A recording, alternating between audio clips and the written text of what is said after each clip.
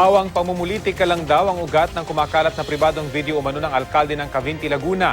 Nagsampa na rin daw ng kaso sa NBI ang alkalde. Kaugnay nito, balita hatid ni Oscar Oida.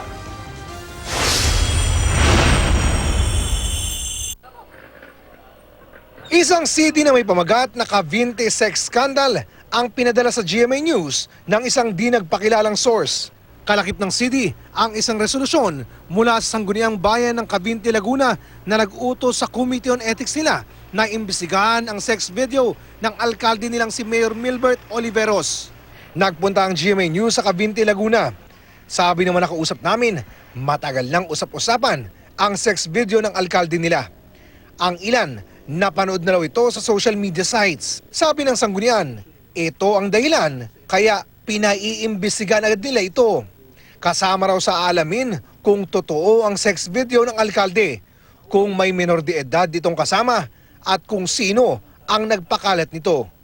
Ang hangarin po at layunin lamang ng Sangguniang Bayan ay malinis nga po ang pangalan ng aking mga kasamahan sa kadahilanan na sa kanila na po rin ang galing na sila daw ay isa dun sa napapagbintangan na nagkakalat na nasabi pong video.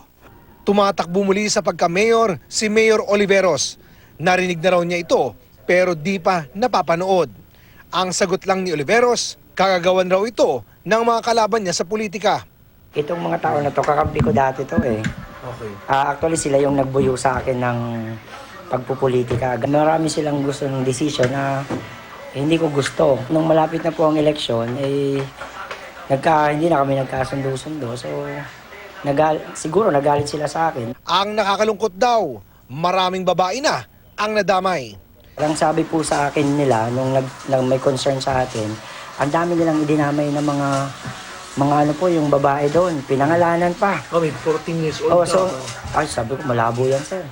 Sir, alam ko po ang batas, hindi po natin babaliin yan. Ako na lang ang sirain nyo, kasi ako naman ang gusto nyong pabagsakin bilang mayor eh.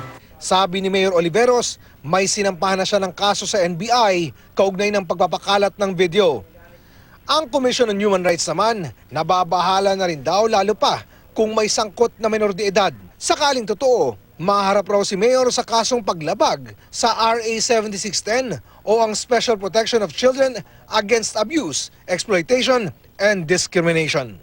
Oscar Oida, GMA News.